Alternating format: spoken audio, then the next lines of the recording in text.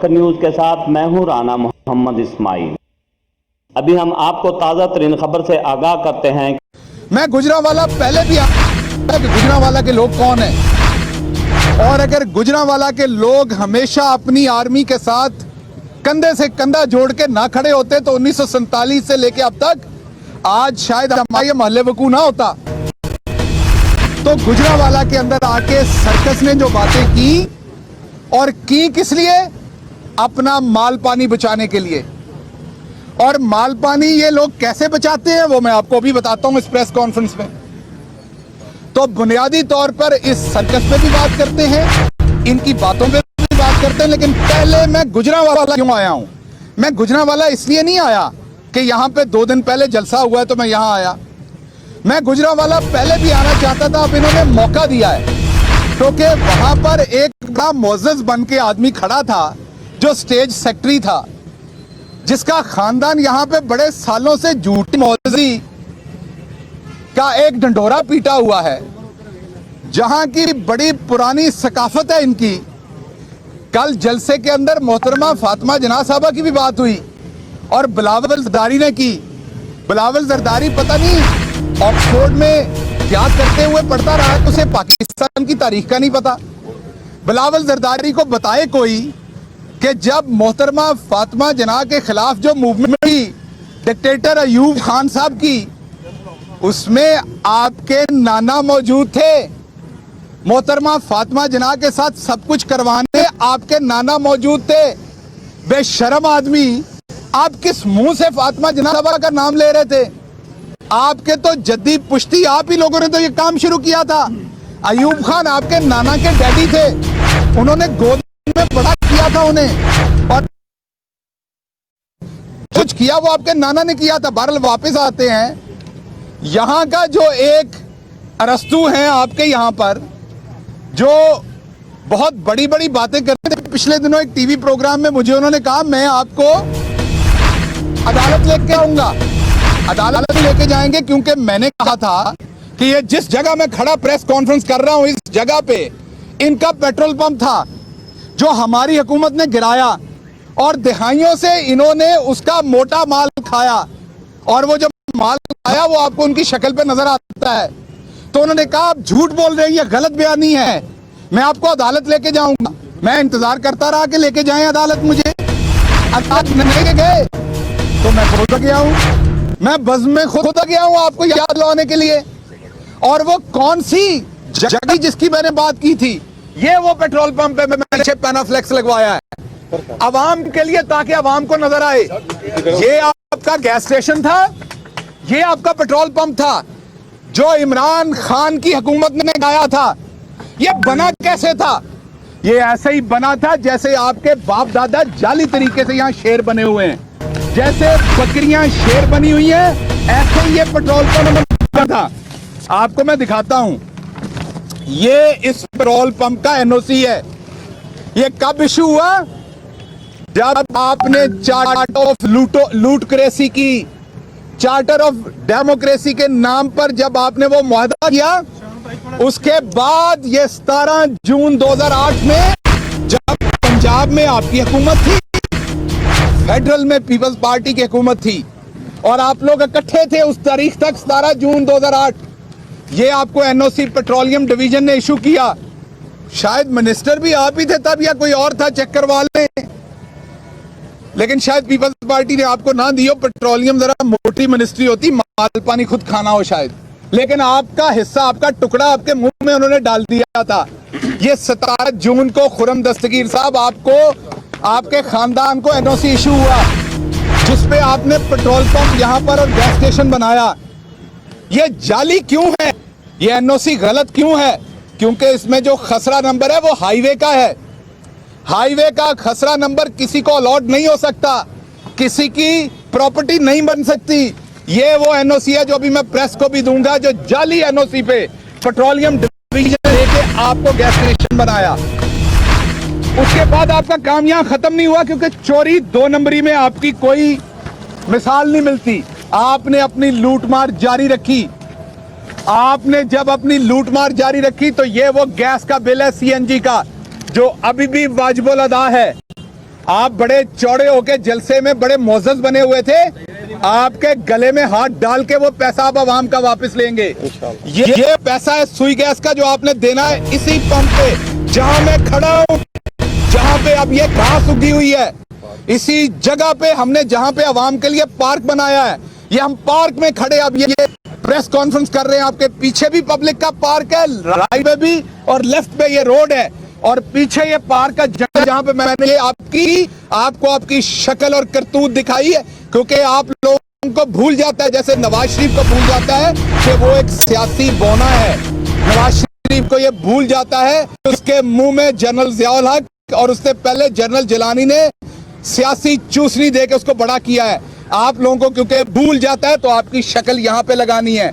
जैसे मरियम सफदर को भूल जाता है कि वो एक नालायक स्टूडेंट है जो 2 कॉलेजों से फेल होके बाहर निकाली गई, और अब हमारे ऊपर उसको मुसल्लत करने की कोशिश की जाती है।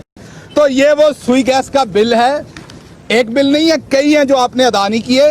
ये सुई नौदरन की सारी डिटेल है, अभी मैं सारे सहाफी दोस्तों को देता हूं। ये करोड़ों रुपए में ये पैसा बनता है जो इन्होंने देना है। यहाँ पे गुजरांवाला के लोगों को गैस बेचते हैं क्या? गुजरांवाला के लोगों को उधार पे गैस देते थे ये? नहीं। तो हुकूमत का जो गैस का बिल था उधर देते नहीं थे, इधर गैस बेच के आवाम से नकद पैसे लेते थे। आज भी वो बिल जो है वो काबिले अदा है, जो मैं आपको दिखा रहा हूं। ये करोड़ों रुपए का आपके सामने बिल है। तो पहले तो मैं खुर्रम दस्तगीर तुम्हें ये कहता हूं, कोई शर्म करो, शर्म। तुम्हारे बाप ने तुम्हें अमेरिका पढ़ने के लिए भेजा था, ये पढ़ने के लिए भेजा था कि लूटमार करो, ये पढ़ने के लिए भेजा था कि यहां सरकारी जमीन पे नाजायज कब्जा करके पेट्रोल पंप दहाइयों तक रखो, और जब उसको गिरा भी दिया जाए तो सुई नौदन के पैसे नहीं दो और करोड़ों रुपए का बिल लेके भाग जाओ। और आप कहते थे कि आप हमें अदालत लेके जाएंगे इसके लिए। चलो मैं इस्लामाबाद होता हूं, हो सकता है आप अदालत ना लेके जाएं। ये अंसारी साहब यहां होते हैं, यहां पे उस्मान बसरा साहब, वो पे कर लें आप मुकदमा, ये यहीं मौजूद हैं, डॉक्यूमेंट भी इनके पास मौजूद हैं, ले जाए अदालत में। आप बताएं कि क्या हमने ये आपका पेट्रोल पंप और गैस स्टेशन नहीं गिराया था? ये तस्वीर गिराने की नजर आ रही है, ये इमरान खान ने किया था, किसी और में जुर्रत नहीं था, क्योंकि पाकिस्तान में मुनाफिकत की सियासत है। पाकिस्तान में जो पहले वजीर आला और वजीर आजम रहे हैं, वो कोई मैं जट बरादरी से हूं, कोई अराई बरादरी पे, कोई जट बरादरी पे, कोई राजपूत बरादरी पे तल्लकात और रिलेशनशिप बनाते हैं। उन तल्लकात और रिलेशनशिप पे अवाम का पैसा फेंका जाता है आप लोगों के सामने। ये इमरान खान है जिसने कहा मैंने अपने तल्लकात नहीं बनाने, अपनी कौम की एक एक पाई का हिसाब लेना है, और उसी वजह से ये आपका पेट्रोल पंप डिमोलिश किया गया था। अब आते हैं आगे, इससे आगे बढ़ते हैं, आगे बढ़ते हैं उस बयानिए पे जो यहां पर किया गया। नवाज शरीफ ने वो बयानिया दिया, ये नया बयानिया नहीं है। आप मुझे एक बात बताइए कि ये क्यों है कि नवाज शरीफ के 4 आर्मी चीफ्स के साथ मसले बने, उसके बाद नवाज शरीफ के 4 से 6 डीजी ISI के साथ मसले बने, उसके बाद नवाज शरीफ के 3 चीफ जस्टिस के साथ मसले बने।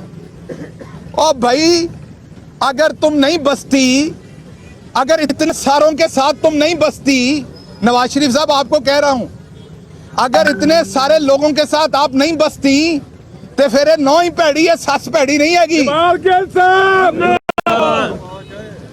जवाब आपको देना पड़ना है कि क्या पाकिस्तान के 4 army chief, 6 DG ISI, 3 chief justice, ये सारे लोग गलत थे और आप ठीक थे? आप क्यों ठीक थे? क्योंकि आपने हमेशा SROs करके अवाम का पैसा लूटा, आपने मनी लॉन्ड्रिंग की।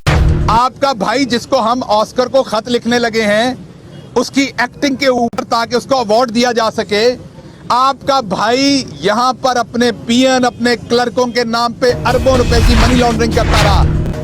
एक पुल ये बना हुआ है मेरे सामने, इसी पेट्रोल पंप की वजह से पुल का डिजाइन बदला गया, जिससे पाकिस्तान के खजाने को करोड़ों रुपए का नुकसान हुआ, ताकि ये जो जाली पेट्रोल पंप था इसको बचाया जा सके। इसी तरीके से शहबाज शरीफ साहब भी जहां जाते थे अपना वक्त बचाने के लिए, वो पेट्रोल पंप वहां पर भी ओवरहेड ब्रिज बना देते थे। अपनी मिल होती थी तो वहां पे नाले बनते थे। बहरहाल 11 पार्टियां इकट्ठी हुई, वही आपका स्टेडियम जो इमरान खान ने आपको कानों तक के दिखाया, उसी स्टेडियम में टोटल 1700 कुर्सी किराए पर ली गई, जिसकी बिल हमारे पास मौजूद है। आप चैलेंज करते हैं तो हम आपको दिखाते हैं।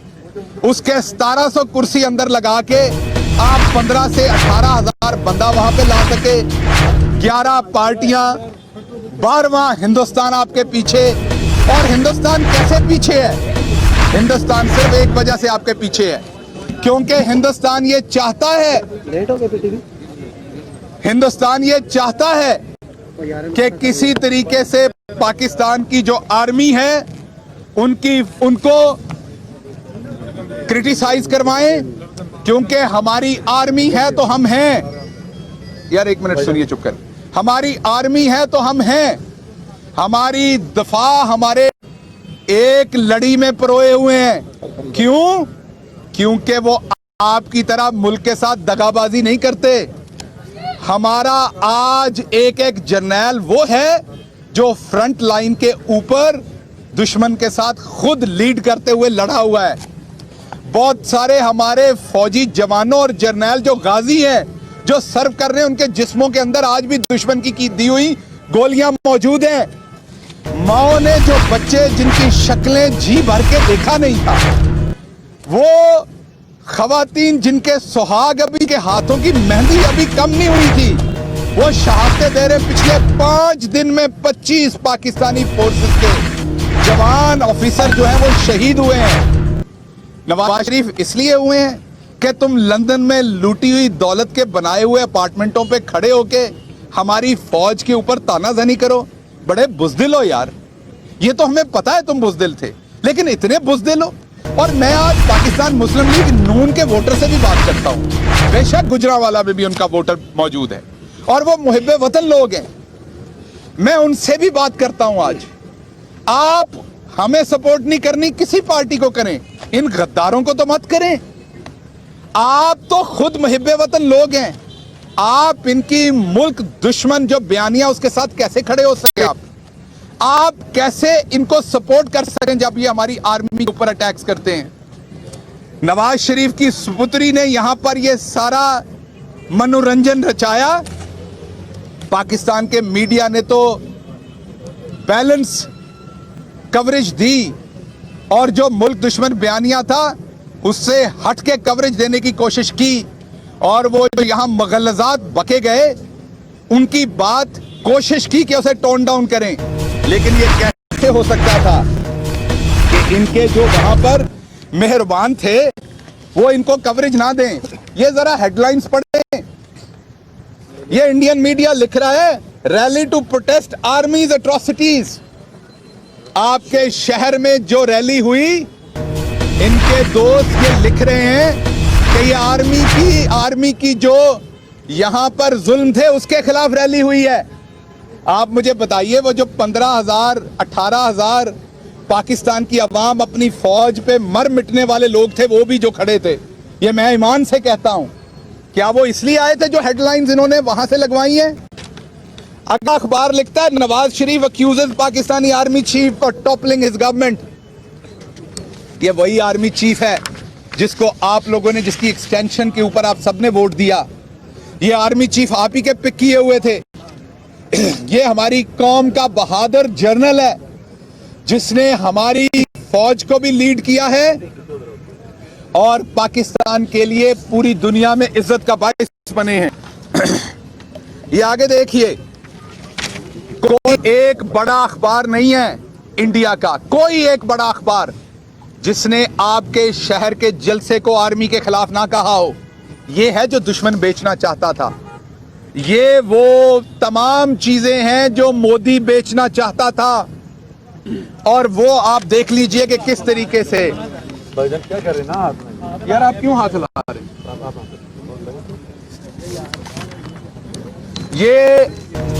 ये आप देखिए, एक और इंडियन बड़ा चैनल है, वो क्या कर रहा है, ये आप देख लीजिए। कोई एक इंडियन चैनल ऐसा नहीं जिसने इनके उस जलसे को क्या रंग दिया। मैंने आपको 2 हफ्ते पहले ये बता दिया था, सब कुछ बता दिया था कि ये क्या होने जा रहा है। मैंने लाहौर में प्रेस कॉन्फ्रेंस करके बताया था कि ये जो बयानिया है ये बुनियादी तौर पर पाकिस्तान मुखालिफ बयानिया है जो लंदन में बैठ के तैयार हुआ है। ये बयानिया वो है जो पाकिस्तान की जो पॉलिटिकल सिचुएशन में, जिसमें हमारे मुखालिफ मुल्क जो थे वो बड़े सालों से हमारी बहादुर आर्मी पे ज़र्ब लगाना चाहते थे, क्योंकि उन्हें पता है कि अगर हमारी आर्मी को वो किसी सूरत कमजोर करने की अगर वो घिनौनी साजिश कर पाएंगे तो वो वाहिद रास्ता है पाकिस्तान की तरक्की को पीछे धकेलने का। तो वो उन्होंने कोशिश की है। अब आपसे चंद बातें और डिस्कस करना चाहता हूं। इनकी लूटमार, जैसे मैंने आपसे पहले बात की, वो यहां खत्म नहीं हुई कि अरबों रुपए की मनी लॉन्ड्रिंग कर ली, अरबों रुपया वहां स्टैश कर लिया। अब ये चाहते हैं कि हमें चीफ जस्टिस भी वो चाहिए जो जस्टिस क्यूम जैसे हों, जिन्हें जो टेलीफोन करें वो फैसला करें। आर्मी चीफ हमें वो चाहिए जो दूसरी हुकूमत गिरा के हमारी हुकूमत ले आए। आर्मी चीफ वो चाहिए जिसको BMW की चाबी दे, वो चाबी ले लें इनसे। इन्हें जजेस वो चाहिए जिनके ऊपर ये हमला करें सुप्रीम कोर्ट में, उनके चीफ जस्टिस को वहां से ह्यूमिलिएट करके भगाएं और दूसरे जज माल पानी लेके साथ मिल जाएं। इन्हें आज वाले जजेस नहीं चाहिए जो इखलाकियात पे खड़े होते हैं। हालांकि यही वो जजेस हैं, यही वो ऑनरेबल कोर्ट्स हैं जिन्होंने इन्हें रिलीफ दिए हैं, लेकिन इन्हें उस बात की समझ नहीं आ रही। ये एक और FIR है, ये उस शख्स के नाम पे है, मैं अभी नाम बताता हूं आपको। ये उस शख्स के नाम पे है जिस शख्स ने इस शहर में एक बहुत ही घिनौनी हरकत की थी। मादरे मिल्लत जब इलेक्शन लड़ रही थी डिक्टेटर अयूब खान के साथ, और मेरे प्राइम मिनिस्टर इमरान खान का खानदान मादरे मिल्लत को सपोर्ट कर रहा था। मेरे प्राइम मिनिस्टर इमरान खान के वालिद तब मादरे मिल्लत को सपोर्ट कर रहे थे, और यहां पे बैठा हुआ ये जो मुनाफिक है, इनके जो वालिद साहब थे, उन्होंने, मैं नाम नहीं लूंगा क्योंकि मादरे मिल्लत हमारी मां है, एक जानवर के गले में, उस जानवर का मैं नाम नहीं लूंगा, उसके आप सारे गुजरांवाले इस चीज के गवाह, आपके वालिदैन गवाह हैं इस बात के, उस जानवर के गले में लालटेन डाली और उस जानवर को पीछे से छांटे मारता था और उस जानवर को इक्वेट करता था मादरे मिल्लत के साथ। वो एक गंदा जानवर जिसका हम नाम भी नहीं लेते, और कहता था कि अब इलेक्शन लड़ोगी अयूब खान के खिलाफ, ये तो तुम लोगों की औकात है। एक और इधर अरस्तू है इसी के पास, ये मेज साहब मेरे साथ खड़े, उनके जिले से है, वो बड़ी बड़ी बातें करता है। उनकी वालदा हमारे लिए बड़ी मोअज़्ज़ज़ है, नेक खातून थी। उन्होंने कभी अपने नाना का नाम नहीं लिया कौन थे। उन्होंने आज तक हमें कभी ये नहीं बताया कि उनके नाना किसकी सियासत करते थे, और जब पाकिस्तान बन रहा था तो उनके नाना किसके साथ खड़े थे। मैं एहसन इकबाल की बात कर रहा हूं। ये कहानी फिर से ही, एहसन इकबाल जवाब देना जरा, आज तक अपने नाना का तारफ क्यों नहीं करवाते हो, उसकी सियासत क्या थी। ये तमाम के तमाम लोग मुल्क दुश्मन थे हमेशा से, ये आज नया नहीं। तो ये FIR है, यहां पर जानवरों का चिड़ियाघर था एक गुजरांवाला में, उसकी जमीन लैंड थी ये साथ, जहां पे चिड़ियाघर बनना था, वो जमीन भी खुर्रम दस्तगीर साहब के वालिद साहब ने अपने अजीजों को दिलवा दी है। वो FIR है एंटी करप्शन की। मैं आपको बताना ये चाह रहा हूं, ये जद्दी पुश्ती चोर है, हमें बताया जाता है जद्दी पुश्ती अमीर है, ये जद्दी पुश्ती क्रिमिनल है, माफिया है। अब मैं आता हूं, आज जो नई सर्कस वहां लग रही है उसके ऊपर देखिए, इस बात में कोई शक नहीं है, आप में से बहुत सारे देहाती लोग यहां खड़े हैं, अगर कोई शहर में भी रहता है तो उसका देहात से जरूर तल्लक है। आप मुझे बताइए, जदों हड़ आउंदा है, जदों सैलाब आउंदा, मलेशिया दे उत्तों असी पॉम ऑयल खरीदते हैं, जिहड़ा कुकिंग ऑयल खांदे हो, उत्थे इन्हां दा मानी माफिया दे उत्ते भी हथ पाया। ए तमाम अवामल दे नाल मिल के चीनी दी कीमत महंगी होई, बारिशां होईयां जिहदी वजह तो गंदम घट होई, गंदम दी कीमत आलमी मार्केट च वधी, जिहदी वजह नाल इत्थे गंदम दी कीमत वधी। असी जिम्मेदार हैं, we are responsible, we are a responsible government. ਸਾਡਾ ਜਿਹੜਾ ਪ੍ਰਾਈਮ ਮਿਨਿਸਟਰ ਹੈ ਉਹ ਗਰੀਬ ਲਈ ਸੋਚਦਾ, ਉਹ ਪਨਾਹਗਾਹ ਬਣਾਉਂਦਾ ਹੈ, ਉਹ ਜਾਤੀ ਉਮਰੇ ਦੀ 88 ਕਰੋੜ ਦੀ ਦੀਵਾਰ ਨਹੀਂ ਬਣਾਉਂਦਾ। ਮੇਰਾ ਪ੍ਰਾਈਮ ਮਿਨਿਸਟਰ ਜਿਸ ਵੇਲੇ यूएन ਜਾਂਦਾ ਔਰ ਪਾਕਿਸਤਾਨ ਦਾ ਵਾਹਿਦ ਪ੍ਰਾਈਮ ਮਿਨਿਸਟਰ ਹੈ ਜਿਹਨੇ यूएन ਜਾ ਕੇ ਪਾਕਿਸਤਾਨ ਦੀ ਇੱਜ਼ਤ ਬਣਾਈ, ਤੇ ਉਹ ਇਹਨਾਂ ਨਾਲੋਂ 10 ਗੁਣਾ ਘੱਟ ਪੈਸਿਆਂ 'ਚ ਜਾਂਦਾ ਹੈ। ਇਹ ਨਵਾਸੇ ਨਵਾਸੀਆਂ ਪੂਰਾ ਟੱਬਰ ਲੁੱਟ ਮਾਰ ਨਾਲ ਲੈ ਕੇ ਜਾਂਦੇ ਸਨ, 777 ਜਹਾਜ਼ ਲੈ ਕੇ ਜਾਂਦੇ ਸਨ। ਮੇਰਾ ਪ੍ਰਾਈਮ ਮਿਨਿਸਟਰ ਜਿਸ ਵੇਲੇ ਉਤਰਦਾ ਹੈ ਤੇ ਬੱਸ ਦੇ ਵਿੱਚ ਟ੍ਰੇਨ ਦੇ ਵਿੱਚ ਖੜਾ ਹੋ ਕੇ यूएन ਜਾਂਦਾ ਹੈ, ਲੇਕਿਨ ਉਹ ਮੇਰੇ ਮੁਲਕ ਦੀ ਇੱਜ਼ਤ ਬਣਾਉਂਦਾ ਹੈ। ਤੁਹਾਨੂੰ ਲੱਗਦਾ ਉਹ ਪ੍ਰਾਈਮ ਮਿਨਿਸਟਰ ਆਰਾਮ ਨਾਲ ਸੌਂਦਾ ਹੋਏਗਾ ਜਦੋਂ ਉਹਨੂੰ ਪਤਾ ਲੱਗਦਾ ਹੋਏਗਾ ਕਿ ਕਿਸੇ ਚੀਜ਼ ਦੀ ਕੀਮਤ 2 ਰੁਪਏ ਵੱਧ ਗਈ ਹੈ?